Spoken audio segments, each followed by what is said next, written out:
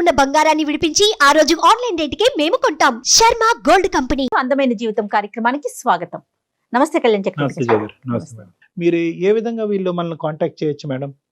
ఒక WhatsApp number ఇస్తున్నామండి, మన ఎపిసోడ్ లో కింద స్క్రోల్ అవుతూ ఉంటుంది. ఓకే, ఆ నెంబర్ కి కాల్ చేయొద్దండి దయచేసి. కాల్ రాదు. కాల్ కాకుండా జస్ట్ మీ ఆడియోని పెట్టండి చాలు. Okay, మీరు okay. ఎలాంటి ప్రాబ్లమ్ ని ఫేస్ చేస్తున్నారు అనే దానికి సంబంధించి ఒక 4-5 లైన్లో ఒక ఆడియోని గనక పంపించగలిగితే జీకే గారు అండ్ టీం మొత్తం స్ట్రీమ్ చేసుకోవటానికి దాన్ని విని నెక్స్ట్ ప్రయారిటీ ప్రకారం ఇప్పుడైతే ఎలా చేస్తున్నామో అట్లానే యాజ్ ఇట్ ఈస్ గా ప్రయారిటీ ఇప్పుడు ఏది ప్రకారం మేడం? తీసుకుంటాం. ఇప్పుడు ఇలాగ వాయిస్ మెసేజ్ లా చేయొచ్చా? Yes, వాట్సాప్ లో వాయిస్ మెసేజ్ పెట్టేస్తే చాలు. మనం ఆ కొత్త ఎపిసోడ్స్ స్టార్ట్ చేద్దామండి. అవి కూడా ప్రేక్షకులు ఆదరిస్తారని నేను అనుకుంటున్నాను. ఖచ్చితంగా కళ్యాణ్ గారి సలహాలు సూచనలు పాటిస్తారని కోరుకుంటున్నాను. మరి ఈ రోజు ఎపిసోడ్ స్టార్ట్ చేద్దామండి. తప్పకుండా మేడం. ఎస్, భారతి అని మెయిల్ చేశారండి ఆవిడ. ఫోన్ చేసేస్తానండి, చేయండి ఒకసారి మేడం. మాట్లాడదాము. తప్పకుండా. ఇంకా నాకు సొల్యూషన్ లేదు, పరిష్కారం లేదు అనుకున్నప్పుడు చావేనేమో, డెత్ డెత్ డెత్ అనుకో. మనిషి కోరుకోంది ఏదన్నా ప్రపంచంలో ఉందంటే అది చావే మేడం. అది కోరుకో. భారతి గారు నమస్తే అండి. నమస్తే అండి. ఎవరండి మాట్లాడేది? నేను జయానండి, అందమైన జీవితం ప్రోగ్రామ్ నుంచి కాల్ చేస్తా ఉన్నాను. మీరు మెయిల్ చేశారు కదా. మేడం గారు మీరా అండి? నమస్తే అండి. చాలా చాలా సంతోషం అండి మీ నుంచి నాకు కాల్ వచ్చినందుకు. చాలా నేను- సంతోషం అమ్మా. కానీ నీ మెయిల్ చూసాక నాకైతే చాలా బాధ అనిపించింది. చాలా మంది డాక్టర్ గారు సలహాలు సూచనలు అడుగుతారు, డాక్టర్ కళ్యాణ్ గారివి.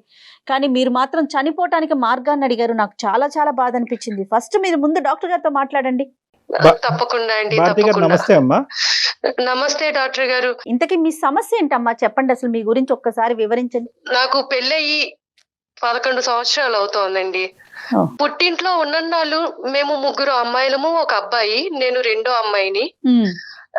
పుట్టింట్లో చాలా నాన్నగారు గవర్నమెంట్ ఉద్యోగం చేసేవాళ్ళు. ఇప్పుడు రిటైర్ అయ్యి ఏదో చిన్న జాబ్ చేసుకుంటున్నారు. అలాగే వాళ్ళు చెప్పినట్టుగానే వాళ్ళు చెప్పిన సంబంధాన్ని చేసుకున్నానండి. ఒక అబ్బాయి. నిజంగా ఒక అమ్మాయి ఇంకొకరి జీవితంలోకి వెళ్తుంది అన్నప్పుడు ఎంత ఆనందంగా వెళ్తుందండి, ఎన్ని ఆశలతో వెళ్తుందండి. అంతే కదా.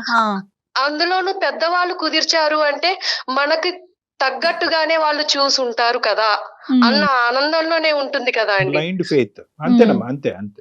అతను ఎంత దుర్మార్గుడు అంటే అయ్యో చాలా అండి, చాలా అంటే చాలా దుర్మార్గుడు. అమ్మా. వాళ్ళకి చాలా వ్యాపారాలు ఉన్నాయి, రియల్ ఎస్టేట్ వ్యాపారాలు ఉన్నాయి. మనోళ్ళకి మంచి అవే డబ్బున్న కనిపిస్తాయి. వాళ్ళు, పలుకుబడి ఉన్న వాళ్ళే, సంఘంలో పలుకుబడి ఉన్న వాళ్ళే. కానీ మనసులో మాత్రం క్రూరత్వం నిండిపోయిన వాళ్ళండి.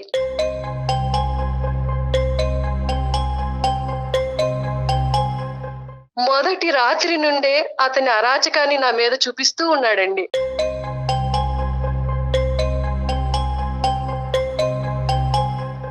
అయ్యో. మందు తాగి వచ్చి తాగుడు. సిగరెట్ కాలుస్తూ సిగరెట్. నన్ను ఒక యాష్ ట్రేగా యూజ్ చేసుకున్నాడు.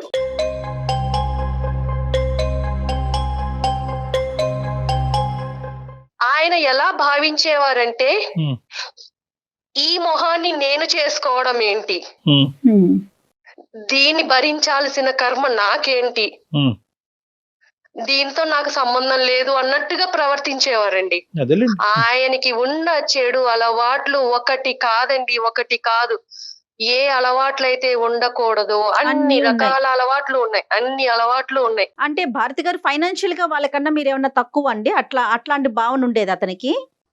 ఫైనాన్షియల్ గా వాళ్ళకన్నా తక్కువే. కానీ మా పేరెంట్స్ మంచిగానే చక్కగా అన్ని వాళ్ళు అడిగినట్టుగానే చేశారు, పంపించారండి. ఎంతమ్మా ఇప్పుడు ఈ స్థాయిలో తాగేవాడి గురించి కనుక్కోవటం ఎంత చెప్పండి. ఆ రోడ్లు, ఆ వీధిలో రోడ్లు ఊడ్చే వాళ్ళని అడిగినా కూడా చెప్తారు, ఏమ్మా ఎలాంటి వాడు ఇలాంటి వాడు అంటే బాబు వాడు తాగి ఎక్కడెక్కడ పడిపోతా ఉంటాడని చెప్తారు. అసలు అసలు ఏమైనా వాకప్ వాకప్ జరిగిందా? చేశారా? అసలు అలాంటి వాకబుల్ చేయలేదండి. చెప్పారు వాళ్ళకి వ్యాపారాలు ఉన్నాయి, డబ్బున్న వాళ్ళు, డబ్బులు, వాళ్ళకి వ్యాపారం. సంఘంలో పలుకుబడి ఉంది, మీ అమ్మాయిని ఆ ఇంట్లోకి ఇస్తే సుఖపడుతుంది అలా చెప్పి వాళ్ళు నన్ను పంపించారండి. నాకు కూడా అలాగే చెప్పారు. అమ్మ నువ్వు పుట్టింట్లో కన్నా అత్తారింట్లో చాలా సుఖపడతావు, నువ్వు చాలా అదృష్టవంతురాలివి. మరి నీ మీద జరిగిన అబ్యూజ్ ఏంటమ్మా? అంటే నీ మీద ఎటువంటి జరిగింది? అంటే కేవలం తాగి పడుకునేవాడు, సిగరెట్లు తాగి పడేసేవాడా, లేదంటే నీ మీద ఏమన్నా? ఏం చెప్పాలండి, ఏం చెప్పేవాళ్ళు, కొట్టేవాళ్ళండి. ఆయన చేతికి ఏదొస్తే అది మీదకి విసిరేసేవాళ్ళు.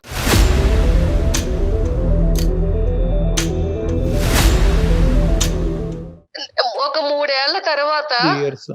నేను కడుపుతోటి ఉన్నానండి. అప్పుడే ఆ చెప్తారు. దుర్మార్గుడితో ఒక బిడ్డకి తల్లినయ్యాను. ఓకేనమ్మా. ఆ టైంలో నాకు ఏమనిపించిందంటే అత్తారింట్లో ఉండటం కన్నా పుట్టింటికి వెళితే వాళ్ళ ఆదరణతో ఒక మంచి బిడ్డకి తల్లినవుతాను అని ఆలోచించి నేను పుట్టింటికి వెళ్ళిపోయానండి.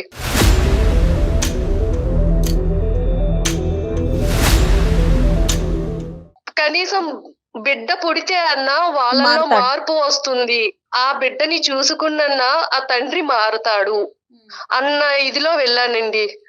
వెళితే ఎప్పుడన్నా నేను మెసేజ్ పెట్టినా, ఫోన్ చేసినా అయిష్టతగా మాట్లాడేవారు. కానీ ఎలా ఉన్నావు, ఏంటి, తింటున్నావా, ఉంటున్నావా, అసలు ఎప్పుడు వెళ్తాడని వెయిట్ చేశాడు. ఆఖరికి ప్రెగ్నెన్సీ వచ్చి వెళ్ళిపోవడంతో ఇంకా హ్యాపీగా సాగరంపినట్టున్నాడు. ఎందుకంటే అతను విచ్చలవిడతానికి ఇంకెవరు లిమిటేషన్ ఉండదు కదా. డెలివరీ అయ్యింది. బాబు పుట్టిన తర్వాత మా అమ్మగారు వాళ్ళకి కబురు పంపించారండి. అవునా అని ఫోన్ పెట్టేశారండి.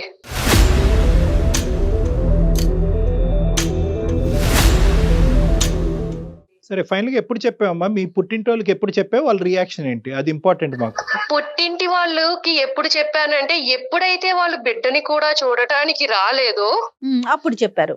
అప్పుడు చెప్పానండి. అప్పుడు చెప్పాక ఇప్పుడు అసలైన బాధ నాది మొదలైంది. ఇప్పుడు పుట్టింటి వాళ్ళకి నేను చులకనైపోయాను.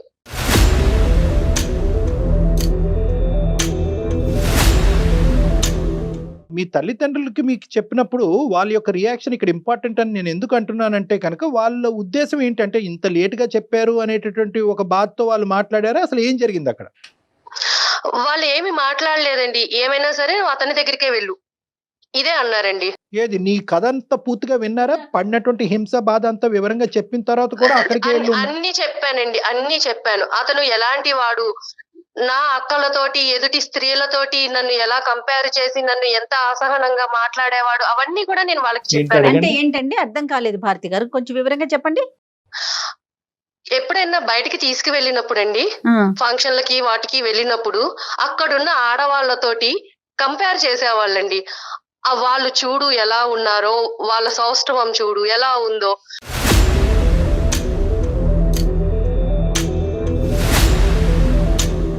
పక్కన భార్యను పెట్టుకుని ఎదుటి స్త్రీలో అందాన్ని వెతుక్కుంటున్నాడు కదా. ఏంటి నాలాంటి ఆడదాని పరిస్థితి ఏంటి, ఇలాగే ఉంటారా ప్రతి మగవాళ్ళు అన్న బాధ కూడా నాకు ఉండేది తనకి. సరే, ఇక్కడ ఈ మీ ఆయన గురించి ఇంకా పూర్తిగా చాలా వివరంగా కూలంకుషంగా చెప్పావమ్మా. అసలు మీ తల్లిదండ్రుల యొక్క రియాక్షన్ ఏంటి? వాళ్ళు ఏమన్నారు? చెప్తే వాళ్ళ రియాక్షన్ ఏంటంటే, మా నాన్నగారు అసలు ఏమీ మాట్లాడరండి, ఏమీ మాట్లాడరు. మా అమ్మగారు ఏం చెప్తే అది, మా అమ్మగారు ఎలా చెప్తే అలా. కూర్చోమంటే కూర్చుంటారు, నుంచోమంటే నుంచుంటారు. అంతా మా అమ్మగారి చేతుల్లోనే ఉందండి. మా అమ్మ, మా అక్క, మా పెద్ద అక్క, వాళ్ళకి ఇంకా చాలా చులకనగా ఉండి, నువ్వు వెళ్ళు, ఏదైనా సరే నువ్వు అక్కడే ఉండాలి, అతని దగ్గరే ఉండాలి, మేం చేసుకోవట్లేదు ఆ సంసారాలు, మేము లేము ఆ మొగుళ్ళతోటి అని చెప్పేసి అన్నారండి.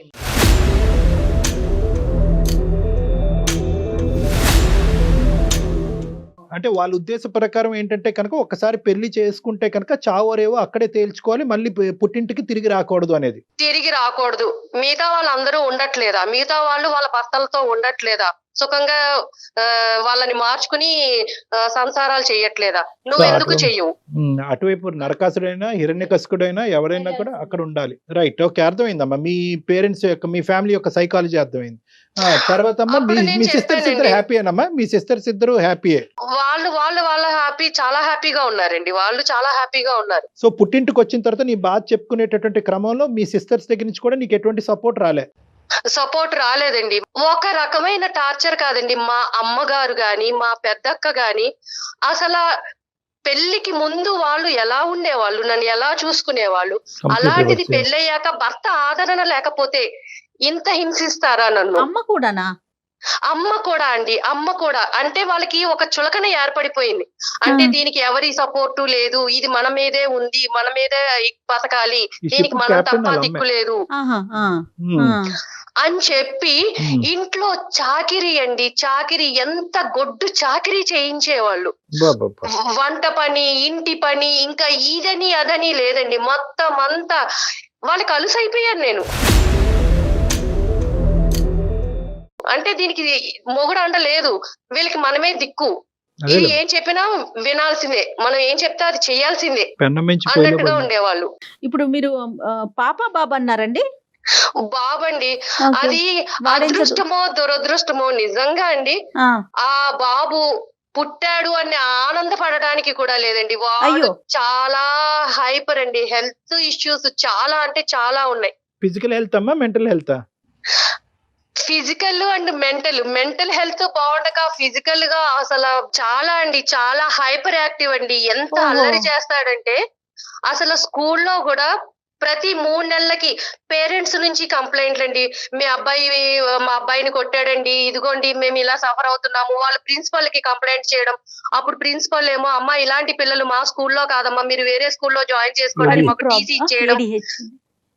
చాలా చాలా ఎవ్వరు అండి, ఎవ్వరు ఒక అరగంట కూడా ఆ బాబుని చూస్తే బాబోయ్ ఈతన్ని పెంచుతున్న తల్లి ఎవరు, ఏమిటి ఇంత అల్లరి చేస్తున్నాడు, ఇలా ఉన్నాడేంటి పిల్లాడని చెప్పి మా అక్క కూడానండి అసలు ఇలాంటి వాడికి జన్మనిచ్చావా నువ్వు, వీడు పురిట్లో చనిపోయినా బాగుండేది.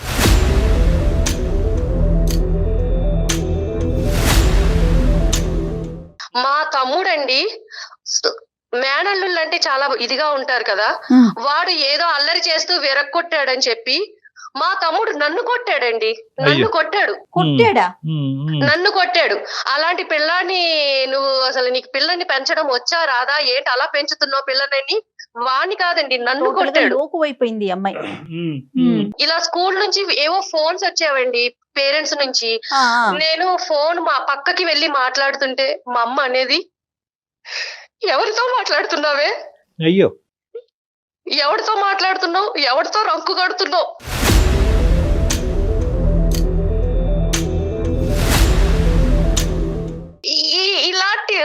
అలాంటి మాటలు మాట్లాడినప్పుడు ఒక ఆడదానిగా నేను ఎంత ఇదవుతానండి. మా అక్క మల్లెపూలు కొనుక్కునేదండి, ఒకసారి ఆ మల్లెపూలు నా చేతిలోకి తీసుకుంటే, నీలాంటి దానికి ఎందుకే మల్లెపూలు అందండి. అంటే నేను ఎందుకు పనికిరాని దాన్ని, అంటే వాళ్ళకి ఎందుకు అంత లోకం అయిపోయాను, ఎందుకు అంత చులకనగా మాట్లాడాలి నన్ను.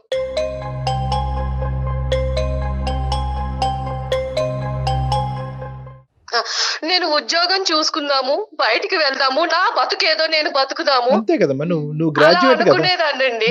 కానీ అన్ని దారులు మూసేశారు, బయట ప్రపంచం అంటే ఏమిటో తెలియకుండా చేసేశారు, నన్ను నిర్బంధించేశారు. నా తల్లి నా అక్క వీళ్ళందరూ కూడా నన్ను బంధించేశారు, నిర్బంధించేసి అసలు ఏమీ తెలియని దానిలాగా చేసేశారండి.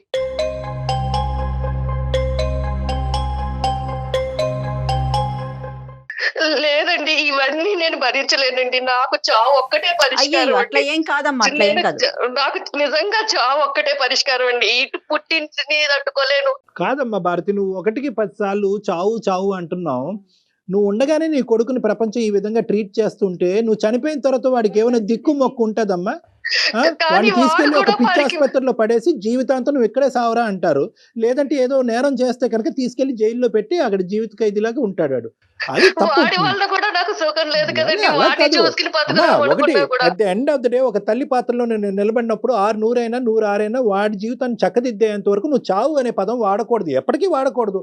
ఎవరు నీ తరపున మంచిగా మాట్లాడే వాళ్ళు ఒక్కరు లేరమ్మా. నువ్వు పెళ్లి కాకముందు అందరూ దేవతలు దేవుళ్ళు ఒక మంచి సంబంధం చూశారు కాబట్టి కళ్ళు మూసుకుని చేసుకున్నాను నువ్వు అంటున్నావు. ఏమైపోయారు ఈ దేవతలు దేవుళ్ళు ఇప్పుడు? నేను మా నాన్నగారితో మాట్లాడాలనుకుంటున్నానండి. మా నాన్నగారే ఈ సమస్యకి ఏమన్నా మాట్లాడతారేమో, నాకు సమస్య పరిష్కారం చూపిస్తారేమో. మాట్లాడిన మహానుభావుడు ఇప్పుడు మాట్లాడతాడమ్మా. 9 సంవత్సరాల తర్వాత ఈ హింసంతా కళ్ళెదురుకుంటా కూర్చున్నటువంటి మీ నాన్న ఇప్పుడు మాట్లాడతాడా నువ్వు అడిగితే?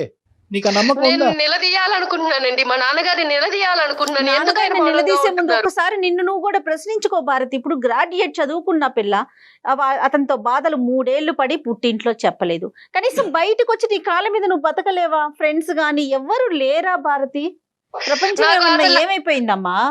లేదండి, ఫ్రెండ్స్ తో గాని ఇరుగు పొరుగు వాళ్ళతో గాని నాకు ఎలాంటి సంబంధము లేదు. అసలు నాకు ఎవరితోటి కనెక్షన్ లేని ఇదిలో అయిపోయానండి. నన్ను అలా నిర్బంధించేశారు. లేదమ్మా, నువ్వు ఏంటంటే ఇప్పుడు పుండుమే కారం చల్లటం అనేటటువంటి అంశాన్ని నేను ప్రతిసారి నేను చిత్రీకరిస్తూ ఉంటాను. ఇక్కడ ఏంటంటే నువ్వు ప్రతి స్టెప్ కూడా స్లో అమ్మా, ప్రతి స్టెప్ స్లో.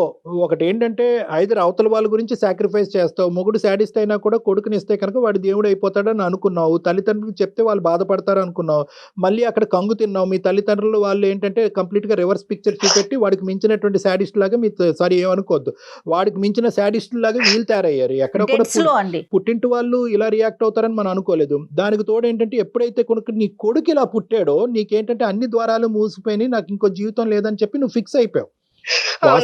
ఇప్పుడు నాకు కావాల్సింది ఏంటంటే మీ తండ్రి గారిని నిలదీయాలి, అడగాలి అని అనుకునేటటువంటి మీ ఆలోచన వెనకాతల నెంబర్ 1, ఈ రోజు మీరు మాకు ఎలా చేసి మాట్లాడుతున్నారు? ఇప్పుడు ఎక్కడున్నారు మీ అమ్మాళ్ళు అందరూ? అంటే ఇంతకాలం మా అమ్మగారు వాళ్ళ అమ్మగారికి బాలేదు అంటే వేరే ఊరు వెళ్ళారండి. అమ్మమ్మకి బాలేదు. అయితే ఆవిడ కాలం చేశారు. ఇంకొక 11 రోజుల వరకు వాళ్ళు రారు. నా సమస్యకు కూడా ఒక పరిష్కారం దొరుకుతుందని ఇమీడియట్ గా నేను మీకు మెయిల్ చేశాను. సంతోషం అమ్మా, అక్కడ వరకు సంతోషం. మీరు అసలు ఏం ఎక్స్పెక్ట్ చేస్తున్నారు? నాన్నగారితో మాట్లాడాలని అంటున్నారు, మెయిల్ లో కూడా చూసాను. నేను నాన్నగారితో మాట్లాడాలండి. నా సమస్యకి పరిష్కారం నాన్నగారే చెప్తారా, డాక్టర్ గారే చెప్తారా? కానీ నన్ను ఈ చిక్కుల వలయం నుంచి, ఈ సమస్యల నుంచి నన్ను బయట పాడేయండి. భారతమ్మ, ఒక్కటి తల్లి, ఎవడి జీవితం నుంచి బయట పడేయలేడమ్మా. మన జీవితానికి సంబంధించినటువంటి నిర్ణయం మనం తీసుకోవాలి. మేము కేవలం మెంటర్స్ మాత్రమే. కొద్దిగా టార్చ్ లైట్ వేస్తాం, ఆ చీకటిలోంచి మీరు నడుచుకుంటూ వెళ్ళాలి. టార్చ్ లైట్ మాత్రమే. అయినా సరే మీ తండ్రిని కొన్ని ప్రశ్నలు అడుగుదామని అనుకుంటున్నావు కాబట్టి అతనితో మాట్లాడి. ఎక్కడున్నాడో మాత్రం? నాన్నగారు బయటికి వెళ్ళారండి. ఆయన ఉద్యోగం చేస్తారని చెప్పాను కదా, అక్కడికి వెళ్ళారండి. అలాగే మీ సమస్యకు ఒక పరిష్కారాన్ని నిర్ణయించుకోండి. ఆయన నిలదీస్తారు. నిలదీస్తే ఏమవుతుంది? మీ కడుపు మంట చల్లారుతుంది, అంతే. నెక్స్ట్ ఏంటి అది కూడా ఆలోచించండి, అంతే కదా కళ్యాణ్ గారు? అంతే. మరి మాట్లాడదామండి. ఎట్లా లైన్ కలుపుతారా భారతి గారు మీరు? నేను నాన్నగారికి ఒకసారి కాల్ చేస్తానండి. అమ్మాయికి ఏంటంటే జయ గారు, మనం ఈ రోజు ఇలా మాట్లాడేటప్పటికి అమ్మాయికి ఒక ధైర్యం వచ్చింది. ఇప్పుడు స్టార్ట్ అయింది ఆ అమ్మాయి జీవితంలో. ఏంటంటే నెంబర్ 1, ప్రశ్నించాలి, అడిగి కారణాలు తెలుసుకోవాలి, తర్వాత సమస్యకి పరిష్కారం ఎత్తుక్కోవాలి. సహజంగా మనిషి ఒక మానసిక పరిస్థితి జరిగింది, ప్రశ్నలకు బదులు కావాలి. సమస్య పరిష్కారం ఎత్తుక్కుంటే ఎత్తుక్కోరు. అదే నమ్మకాన్ని అందరికి అదే నమ్మకాన్ని ఇస్తూ ఉంటారు. మన థింకింగ్ లైన్ మారాలి. హలో, ఏంటమ్మా? ఏం చేస్తున్నావు నాన్న? ఏం చేస్తున్నానమ్మా, ఇప్పుడు ఉండే కష్టాలే. నాన్న, నా పరిస్థితి నువ్వు చూస్తున్నావా నాన్న? ఇంట్లో పరిస్థితి నీకు అర్థమవుతుందా నాన్న?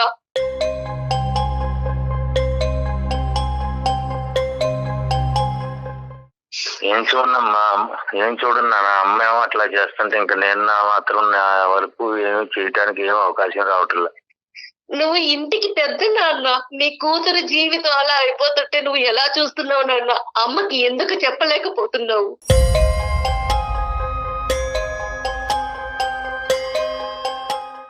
మీ అమ్మ పెట్టే చిత్రహింసలకి నేను చెప్పినా గానీ వినటం లేదు, చెప్పేటంత అవకాశమే ఇవ్వటం లేదు నాన్న. మీరు అలా అంటే కుదరదు నాన్న. నా సమస్యకి పరిష్కారం చెప్పాలి. మీరు నా కన్న తండ్రి. నా జీవితం ఇలా అయిపోయింది. మీరు చూసిన సంబంధమే కదా నాన్న నేను చేసుకున్నాను.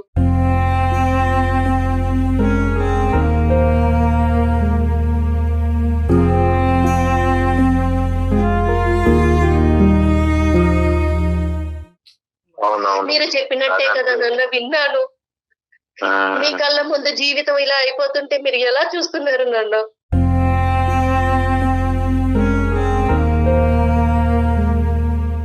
నా బాధని ఎవరితో చెప్పుకోవాలో తెలియక అందమైన జీవితం అనే ప్రోగ్రామ్ ని డాక్టర్ గారికి చెప్పుకుందాము, కళ్యాణ చక్రవర్తి గారిని సలహా అడుగుదామని వాళ్ళని అప్రోచ్ అయ్యాను నాన్న. వాళ్ళకి మెయిల్ పంపించాను.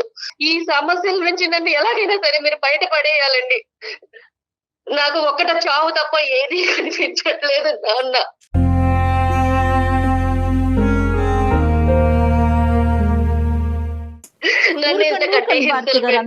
భారతి గారు, అమ్మా భారతి, శ్రీనివాసరావు గారు నమస్తే అండి. నేను డాక్టర్ కళ్యాణ్ చక్రవర్తి అండి, అందమైన జీవితం అనే కార్యక్రమం నుంచి మాట్లాడుతున్నాను, సుమన్ టీవీ తరఫున. నాతో పాటు జయ మేడం కూడా ఉన్నారు. నమస్తే అండి శ్రీనివాస్ గారు. ఎక్కడున్నారు శ్రీనివాస్ గారు? మీరు ఏం చేస్తున్నారు? మీ అమ్మాయి పరిస్థితిని అర్థం చేసుకున్నారా? ఏం చేయబోతున్నారు? ఏం చేశారు? వాళ్ళు చిన్నప్పుడు నానా ఇబ్బందులు పడి పెంచానండి. కష్టాల్లో చాలా ఇబ్బందులు పడి కష్టాలు పడి నా భార్య సరిగా అర్థం చేసుకోకుండా నన్నే ఇబ్బంది పెట్టేసి అవును చాలా చిత్రహింసలకు గురి చేసిందండి. ఎవరు మిమ్మల్ని? మిమ్మల్ని? ఆ చాలా ఇబ్బంది పెట్టేసింది సార్. సో నేనే అట్లాగే కావలేక బ్రతికి ఇక ఉండి నా భార్యకి ఎదురు చెప్పలేక అట్లా బతుకుతున్నానండి. ఆమెకి దాసోహం అయిపోయారా? మీదే పెద్ద కథలా ఉందా మీ ఆ. అమ్మాయి కంటే? సరే అయిపోయారు, కానీ పెళ్లి గురించి ఒక ఆడపిల్ల ఎంత దాసోహం అయ్యి ఎంత ఆవిడ మీ కాళ్ళ కింద ఆవిడ కాళ్ళ కింద మీరు చెప్పైనా బానిసైనా కూడా at the end of the day ఒక ఆడబిడ్డ యొక్క వేరే ఇంటికి పంపించే ఆడబిడ్డకు సంబంధించినటువంటి సంబంధం డిసైడ్ చేసేటప్పుడు ఆచితూచి నిర్ణయించుకోవాల్సినటువంటి అవసరం ఉంది. ఎందుకంటే మీలాగా మీ అమ్మాయి జీవితం అవ్వకూడదు కాబట్టి. మీరు భరించిన బాధ మీకు తెలుసు. అలాంటిది మీ పిల్ల విషయంలో మీరు ఎందుకు చేశారు? ముందుగా మీరు అన్ని కనుక్కుని ఎలాంటి వాడు ఏంటి అవన్నీ కనుక్కోద్దా? డబ్బు ఉంటే సరిపోతుందా నాన్న? ఇంకా పిల్ల సుఖపడుతుందా లేదా అని మీరు చూసుకోక్కర్లేదా? నేను అన్ని ఎంక్వైరీ చేశాను నాన్న, మంచి సంబంధం అని. కానీ ఇవాళ అతను ఆ విధంగా బతుకుతున్నాడు. చెప్పినా మార్పు రావటంలో అతనిలో ఇంకా చెడ్డ మార్గంలోనే నడుస్తున్నాడే గానీ మంచి మార్గంలోకి ఏమీ రావటం సరే, లేదు. అతని చెడ్డతనం తీసి పక్కన పెట్టేసేయండి. ఆ చెడ్డతనం భరించలేక ఈ అమ్మాయి ఆశ్రయం గురించి పుట్టింటికి వచ్చినటువంటి ఆడపిల్లని మీ భార్య చేసేటటువంటి హింస ఏంటి అని మేము మిమ్మల్ని ప్రశ్నిస్తున్నాం. ఆవిడ తత్వం ఏంటి అసలు? ఆవిడ కన్న తల్లేనా పెంచుడు తల్లి అండి? కన్న తల్లే నాన్న, అయినా కానీ ఆమెమో ఆమె పద్ధతి వేరు, నన్నే చిత్రహింసలు పెడుతుంది.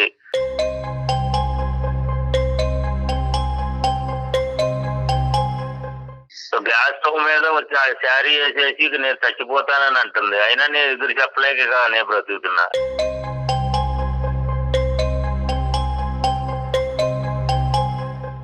ఆమెకు ఎదిరించి నేను మాట్లాడాలంటే కూడా నా వల్ల ఏమి కావడం లేదు. అప్పుడే కాంది ఇంక అంటే ఇప్పుడే నేను కూడా మోతుందిలేండి. ఇప్పుడు ఇలాగే ఉండాలా నాన్న? మీలాగానే ఉండాలా? మరి ఇప్పుడు ఈ పిల్ల పరిస్థితి ఏంటండి? మీలాగానే చావో బతుకో సైలెంట్ అయిపోయి అక్కడే బతకాలా? వెళ్ళిపోమంటారా? ఏంటి నాన్న? నా బతుకు నన్ను ఎలా బతకాలో మీరు చెప్పండి. కాదండి, ఇప్పుడు ఒకటి శ్రీనివాస్ గారు, మీ ఆవిడ ఏమో వచ్చి గ్యాస్ స్టవ్ మీద చీర పెట్టుకుని ముట్టించుకుంటుంది అనేటటువంటి భయంతో మీరు వెనకడిగేస్తున్నారు. ఇప్పుడు అదే మాట మీ కూతురు అంటుంది, నేను బ్రతకాలా చచ్చిపోవాలా? ఒక పక్క నుంచి వాడు ఒక హైపర్ యాక్టివ్ కిడ్ పట్టుకుని వాడిని భరించలేక అన్ని అవమానాలు భరించలేక నేను చచ్చిపోవాలని అని అనుకుంటే మాకు ఫోన్ చేసింది ఈ రోజు మీ అమ్మాయి. మీ కూతురికి ఏం సమాధానం చెప్తామో చెప్పండి ఒకసారి. వాడిని కేకలేసి మంచిగా బతికేది మొత్తం అని చెప్పాను ఇంట్లోనే, వాళ్ళ ఇంట్లోనే. ఇంకా అంతకంటే చెప్పేది ఏముంది ఇంకా? అయ్యో రామా.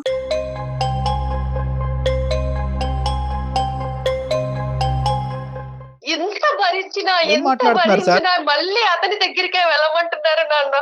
మరి మీరు ఏమన్నా న్యాయంగా ఉందా అసలు? మీకు చెప్పండి. మంచి మార్గంలో నడువు నాన్న, ఇంకా అంతకంటే నేను చెప్పేది ఏముంది? మరి అదే మార్గంలో మీరు నడవచ్చు ఎంతకంటే కదా. మంచి ఆయన ఏముంది? అందుకే నడుస్తున్నాడా సైలెంట్ గా?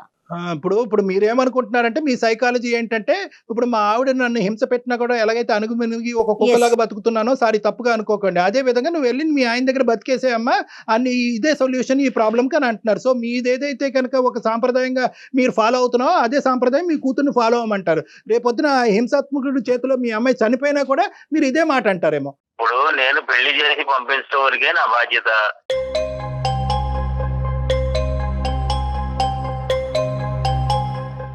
వాళ్ళు అసలు బాధపడండి. చేతులు దులిపేసుకున్నారా నాన్న? పెళ్లి దులిపేసుకున్నాను, అయిపోయిన తర్వాత ఇంకేంటి? చేతులు దులిపేసుకున్నారా మీరు అసలు?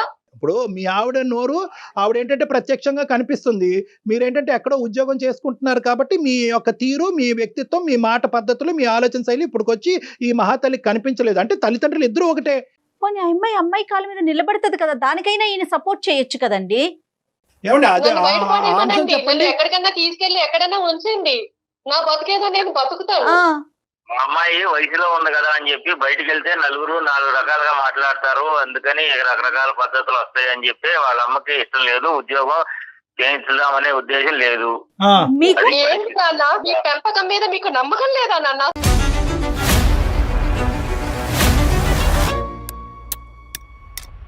ఇప్పుడు చచ్చిపోవాలి మీ అమ్మాయి నిజంగా. ఇప్పుడు ఇప్పుడు ఇప్పుడు ఏదైతే కనుక కన్న తల్లిదండ్రులు మీరు ఈ విధంగా మీ కన్న కూతురు గురించి మాట్లాడుతున్నారో ఇప్పుడు నిజంగా మీ అమ్మాయి చచ్చిపోవాలన్నమాట. మీ బిడ్డ మీద మీ నమ్మకం లేదండి, ఆ అమ్మాయి క్యారెక్టర్ గురించి మీరు మాట్లాడుతున్నారా ఈ రోజు? వాళ్ళు చక్కగానే ఇంట్లో బతుకుతానంటున్నారు కదా, ఇంట్లో ఉండి ఏమైంది? బయటికి వెళ్ళి 4 మాటలు అనిపించుకునే దానికంటే ఇంట్లో చక్కగా ఇంట్లో అంత ఉన్నానా గొప్పగా నాన్న? ఉందండి మీ ఇంట్లో? మీరు చూస్తున్నారు కదా, దాన్ని చక్కగా ఉండడం అంటారా? చెప్పండి. వాళ్ళ ఫ్యామిలీ మెంబర్స్ తో మాట్లాడారా? వాళ్ళ పెద్దవాళ్ళతో ఏమన్నా మాట్లాడారండి శ్రీనివాస్ గారు? మాట్లాడాము సార్, మాట్లాడాము, అన్ని అయినాయి ఏమన్నారండి? ఏం చెప్పాడు అతను? వాడేమో వాడి పద్ధతుల్లో వాడు నడుస్తాడు, అల్లుడుగాడు. మా అమ్మాయినేమో చిత్రహింసలు పెడతారు, మా ఆవిడేమో నన్ను పెట్టిన దానికంటే ఎక్కువగా మా అమ్మాయిని కూడా పెడుతున్నారు అక్కడ. అన్ని తెలుసు మీకు. అంతేగాని కనీసం వాళ్ళు ఒక కర్మ. ఫ్యామిలీ పద్ధతిగా కావాలని పెళ్లి చేసుకున్నాము, ఇంట్లో ఉంచుకుని మీ ఇంట్లో ఏమి ఇచ్చింది నేను ఆ మాట ఏమండి? అనకూడదు కానీ ఏమండి వేరే ఫ్యామిలీ గురించి ఎందుకు మాట్లాడటం మనది అండి? చూసుకుందాం ముందు. అత్తింట్లో నరకాన్ని అనుభవిస్తూ పుట్టింటికి వస్తే కనుక అక్కడ మించిన నరకాన్ని మీ అమ్మ మీ ఆవిడ చూపెట్టింది సొంత కూతురికి. అంటే వాళ్ళ పెంపకం మీదే వాళ్ళకి నమ్మకం లేదు. ఇక్కడ నాకు అదే సరే అర్థమైంది. ఇప్పుడు మా ఇప్పుడు నాన్నగారి ఒకటమ్మా మాటలు అమ్మా బట్టి అదే అర్థమైంది. ఒకటే ఇంకా అమ్మ ఈ స్టోరీని ఇక్కడ క్లోజ్ చేయాలి Bharati. All doors are close. నా అనేటటువంటి మనుషుల్ని నమ్ముకుని నువ్వు బ్రతకాలి అనుకుంటే కనుక నువ్వు బ్రతకలేవు. నిన్ను నువ్వు నమ్ముకుంటేనే బ్రతకగలవు అనేటటువంటిది ఈ రోజు మీ నాన్న మాట ద్వారా మనకి ఇక్కడ అర్థమైంది. నేనేదో ఇతను పొడి చేస్తాడని చెప్పి ఫోన్ కలపండి అని నేను అన్నాను. నాకు తెలిసి ఇతని క్యారెక్టర్. అమ్మ భారతి చెప్పండి. రైట్. చెప్పండి. ఇప్పుడు నువ్వే నీ కౌన్సిలర్, నువ్వే నీ డాక్టర్, నీ మనోధైర్యమే నీ శక్తి. ఈ రోజు నీకంటూ ఒక బిడ్డ ఉన్నాడు, ఆ బిడ్డ పరిస్థితి కూడా అంత బాలేదని అంటున్నావు. నీ జీవితాన్ని నువ్వు పోషించుకుంటూ వాడిని కూడా కాసుకోవటం అనేది కష్టం. కాబట్టి ఈ దారి చెప్తున్నాను. ప్రధానంగా ఏంటంటే నిన్నెవ్వరు ఏ తలుపులు మూయలేదు, ఎవరు నిన్ను ఆపలేరు.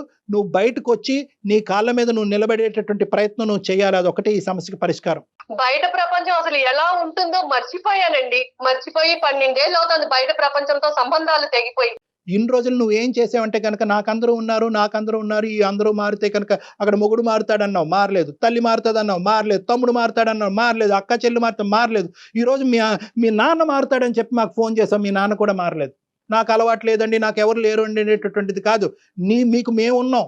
మీరు అంత మాట అన్నారు, మీరు నాకు అంత మోరల్ సపోర్ట్ ఇచ్చినప్పుడు నేను తప్పకుండా ఒక స్టెప్ తీసుకుంటాను.